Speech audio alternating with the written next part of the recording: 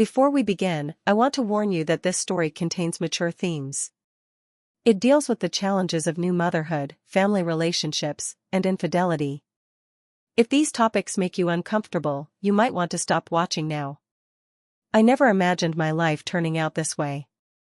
Not once, in all my years of growing up, did I picture myself here, standing in a cramped studio apartment, staring at a sink covered in toothpaste stains, listening to the faint hum of traffic outside my window as the world moved forward without me. This wasn't the dream. I was supposed to have a husband, a house, stability. I was supposed to be comfortable by now, waking up in a home I owned, with someone beside me who loved me, who helped me carry the weight of life. But that's the thing about expectations, they shatter easily. And when they do, all you can do is keep moving. My name is Braley Shepard, and I am 44 years old. I have spent more than 2 decades raising a son alone. No partner, no support, just me. And I won't lie, it's been hard. There have been nights where I've sat on the edge of my bed, staring at the ceiling, wondering how much more I can take. Maximus Espinoza, my son, is 22 now. That number still feels strange to say out loud. I remember him as a baby, his tiny fingers curling around mine, his sleepy murmurs in the middle of the night. And now, he's taller than me, with his own thoughts, his own struggles, his own life that no longer revolves around me. A part of me feels left behind. I tell myself that's normal. That this is how motherhood works, you give and give until they don't need you anymore. And that's supposed to be a good thing, right? A sign that I did my job well. So why does it feel like I'm the one who's lost? We live in a tiny studio, just one open space, a bed on one side, a small kitchenette on the other. The bathroom is the only place with a door, and even that doesn't always feel like enough. Privacy? That doesn't exist here. I hear everything. His late-night phone calls, the soft clinking of dishes when he sneaks a midnight snack, the sound of his breathing when he sleeps. And I know he hears me too. There's no escaping each other in a place like this. At first, we made it work. We had to. Rent isn't cheap, and I work long hours just to keep us afloat. Some weeks, I barely have the energy to hold a conversation, let alone deal with anything outside of survival. And Maximus, he's trying to find his own way. He works part-time, takes classes when he can, but I see the frustration in his face. He wants more.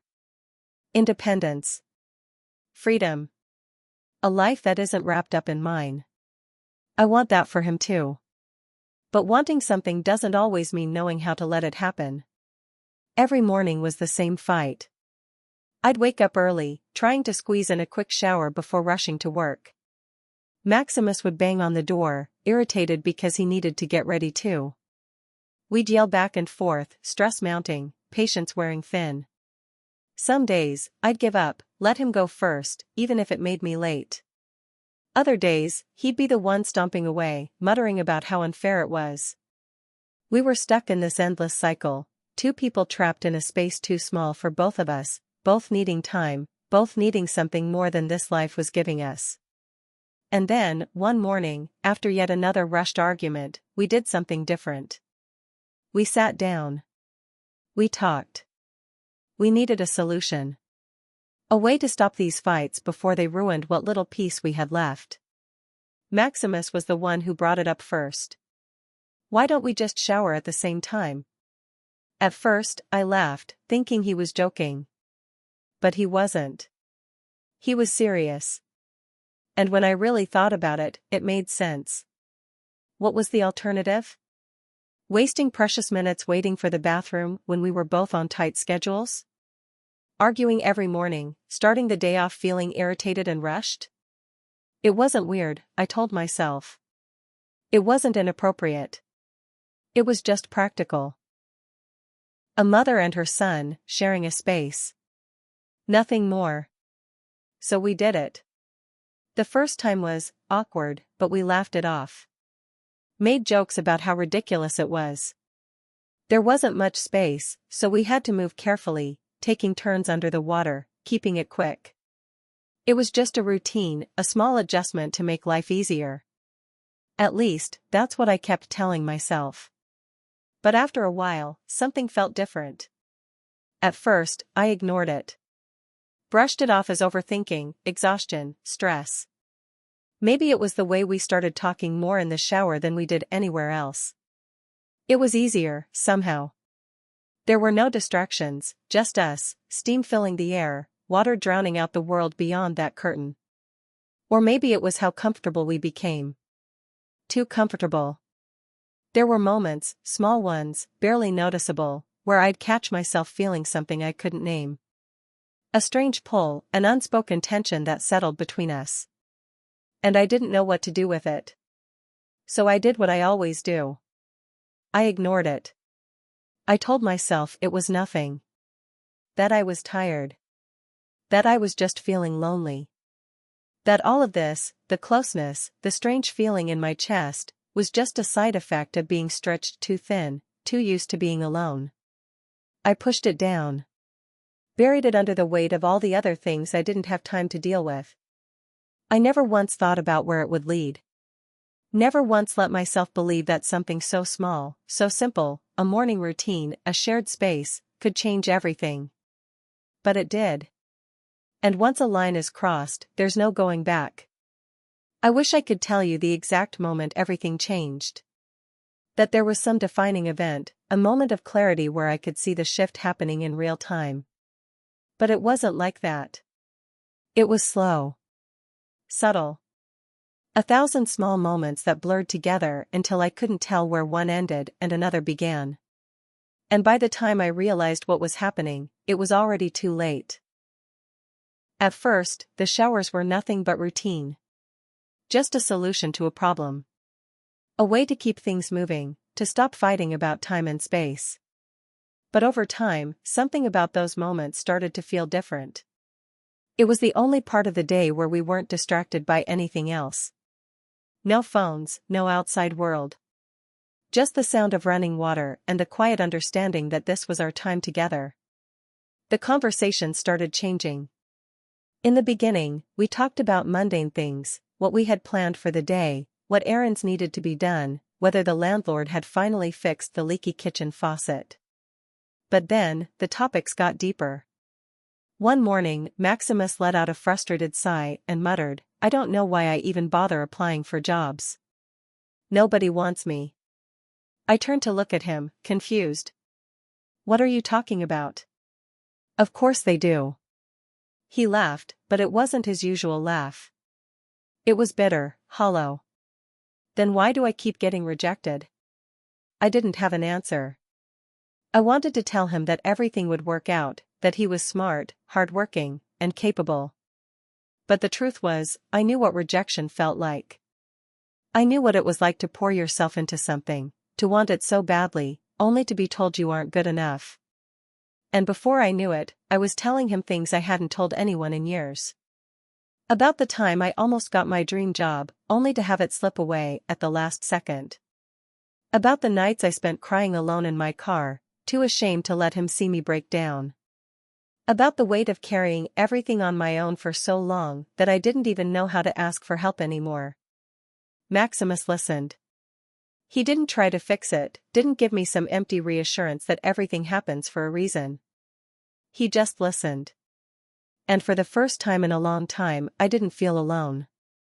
Looking back, I think that was the moment I stopped seeing him as just my son. Not in a way that was wrong or unnatural, at least, not at first. But suddenly, he was the only person I could talk to. The only person who understood what it felt like to struggle, to feel like you're drowning under the weight of expectations you can't meet. I started relying on him in ways I never had before. If something went wrong at work, he was the one I vented to. If I had a bad day, he was the one I turned to for comfort. And maybe that would have been fine, if I had anyone else. But I didn't. I had let go of everything else, friends, relationships, even casual conversations with coworkers. And I hadn't even noticed it happening. Until one day, my friend Tiana Buchanan called me out on it.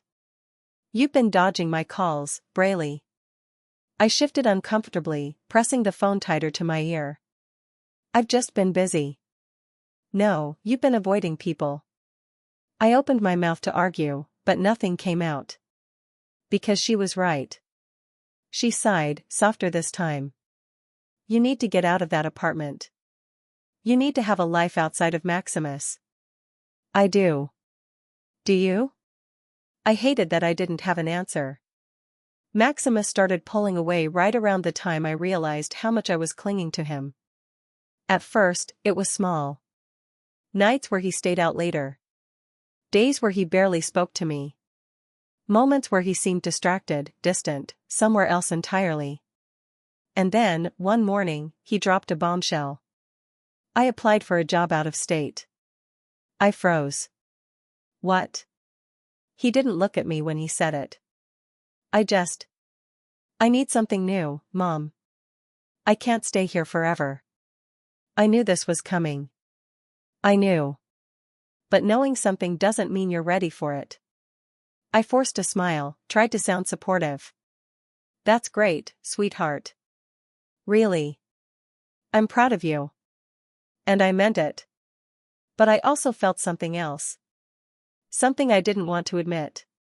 Panic. If Maximus left, what would I have left? Who would I be without him? The thought terrified me, more than I could put into words. And that fear started seeping into my actions. I started checking in more often.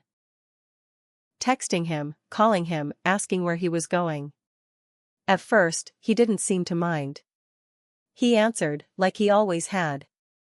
But then, one night, he didn't come home. Not until 2 a.m. And something in me snapped. The second he walked in, I was on him. Where were you? He blinked, caught off guard. Out. With who? Why does it matter? His tone set me off.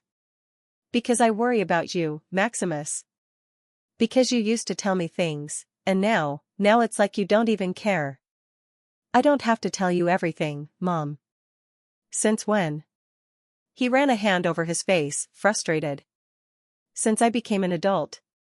Since I started trying to have a life outside of this apartment. The words hit harder than I expected. And what am I supposed to do? My voice cracked before I could stop it. Just sit here and wait for you to leave?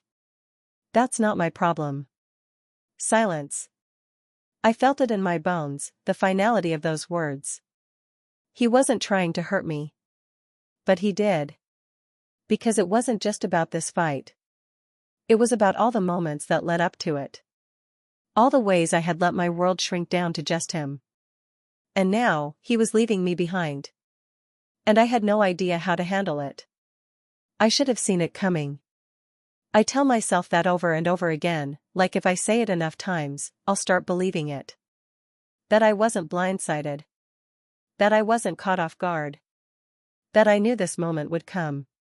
But the truth is, I didn't see it. I didn't want to. I had been so wrapped up in our world, in the comfort of our routine, that I ignored every warning sign. I told myself that our closeness was normal, that there was nothing wrong with the way we relied on each other. But deep down, I knew.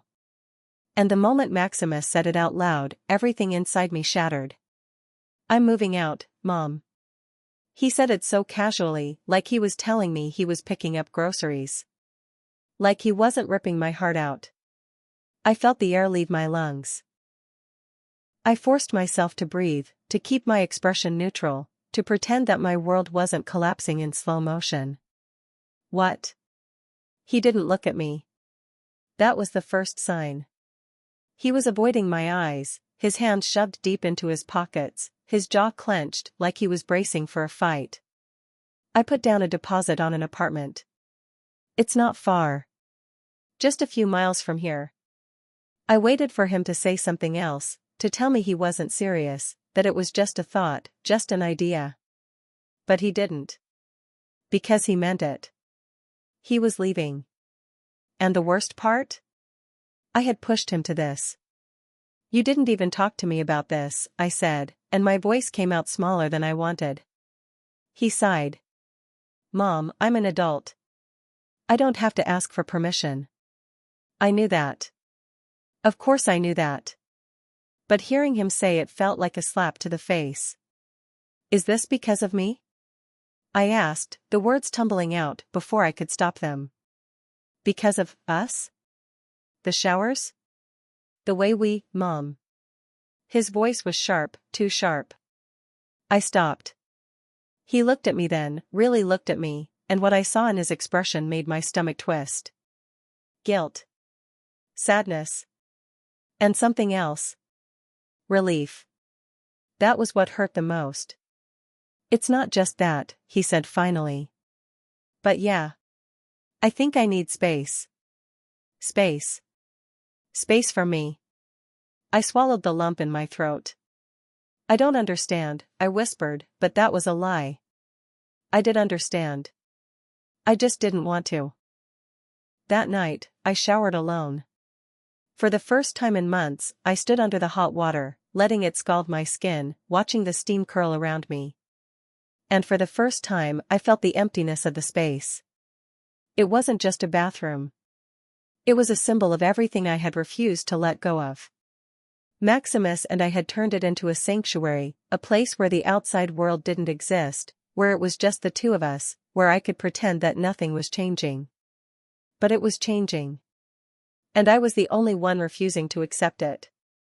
I ran my hands through my wet hair, pressing my forehead against the cool tile, my chest heaving. I had made so many mistakes. I had let my world shrink down to just one person. And now, that person was leaving me. And I had no one else left. The next morning, I called Tiana Buchanan. I didn't even know what I was going to say. But the second I heard her voice, I broke. I think I messed up. There was a pause. Then, her voice, steady and calm, talked to me, Braley. And so I did. I told her everything. The showers. The closeness. The way Maximus had become my only source of comfort, the only person I talked to, the only person I relied on. The way I had ignored every red flag. The way I felt like I was losing myself now that he was leaving. And for the first time, I said the words I had been too afraid to admit. I don't know who I am without him. Silence. Then, a long sigh. Braley, this sounds like emotional enmeshment. What? It's when a parent becomes too emotionally dependent on their child, she explained. It's what happens when the boundaries blur, when a parent leans on their child for support instead of the other way around. I shook my head, even though she couldn't see me. That's not what this is. Isn't it? She asked gently. Think about it. When was the last time you spent time with someone besides Maximus? I opened my mouth. And nothing came out. Because I couldn't remember. I had stopped going out. Stopped calling people. Stopped being a person outside of being his mother. Tiana's voice softened. I love you, Braley. But you need to hear this, you can't make Maximus your whole world. That's not fair to him. Or to you. Her words hit me like a punch to the gut. Because she was right. And I had been so blind. The next day, I booked my first therapy session. It was terrifying. Sitting in a small office, across from a stranger, saying things out loud that I had spent years pretending weren't real. But once I started talking, I couldn't stop. I told her about my loneliness, about the way I had convinced myself that I didn't need anyone else. About how I had let my son fill the void left by all the relationships I never pursued. And my therapist said something that stuck with me. You're allowed to need people, Braley. But you can't make just one person your entire world. I had spent so long thinking that I was being strong, that choosing to be alone was the right thing to do. But in reality, I had just been afraid. Afraid of rejection. Afraid of failure. Afraid of letting someone in and losing them all over again. So I had latched onto the one person who couldn't leave me. Until now. Maximus was moving on. And now, I had to learn how to do the same. The day Maximus moved out, I sat in the apartment alone for hours. I didn't cry. I thought I would. I thought I would collapse into myself, let the weight of it crush me, let the loneliness settle into my bones until I couldn't move. But I didn't. I just sat there, staring at the empty space where his things used to be. The closet door, half open. The kitchen counter, bare. The bathroom door, slightly ajar, as if waiting for someone to step inside. The apartment felt too quiet. For the first time in years, I was truly alone. And I had no idea what to do with myself. The first few weeks were the hardest. I had spent so long structuring my life around Maximus that without him, I felt untethered. I'd wake up expecting to hear his footsteps, to see him rushing around, to feel the presence of another person sharing my space. But every morning, it was just me. The loneliness crept in, slow and suffocating. There were moments I caught myself reaching for my phone, about to text him, "What are you doing? Did you eat?" before stopping myself. He needed space. And I needed to learn how to exist outside of him. So, for the first time in years, I focused on myself. Tiana was the first one to pull me out of my isolation. "We're going out," she said one night, showing up at my door like she knew I was making excuses in my head. "No arguments. Get dressed." I wanted to say no. Wanted to hide inside my loneliness and let it swallow me whole. But something in me knew that if I didn't push myself, I would never change. So I went. And for the first time in a long time, I laughed. Not the forced, exhausted kind of laughter I had been surviving on for years. Real laughter. The kind that makes your stomach hurt. The kind that reminds you what it feels like to be alive. It wasn't easy at first. Socializing felt foreign. Like I was relearning how to be a person. But every time I stepped outside of my comfort zone, it got a little easier. I started reconnecting with people I had lost touch with. I went out for coffee. Had long conversations. Sat in a restaurant alone without feeling like I was missing something. And then, one day, I went on a date. It wasn't anything serious. Just coffee with a man Tiana introduced me to. A quiet, simple evening. And for the first time, I didn't feel guilty for enjoying someone else's company. I didn't feel like I was betraying Maximus. Because for the first time in years, I realized that I was allowed to have a life, too. Maximus and I still talked. Not every day. Not like before. But enough. Some nights, he'd call just to check in. Other times, he'd send a picture of something funny, or a quick "hope you're doing okay." It wasn't constant anymore. But it was enough. And that was the difference. I wasn't clinging to every conversation, analyzing every word, desperate to keep him close. I was letting him go. Not in a way that meant losing him. But in a way that meant giving him space to grow into the man he was meant to be. And in doing that, I was growing too. The first time we saw each other in person after he moved out, it felt different. Not in a bad way. Just different. There was space between us now. A new kind of distance. But it wasn't cold.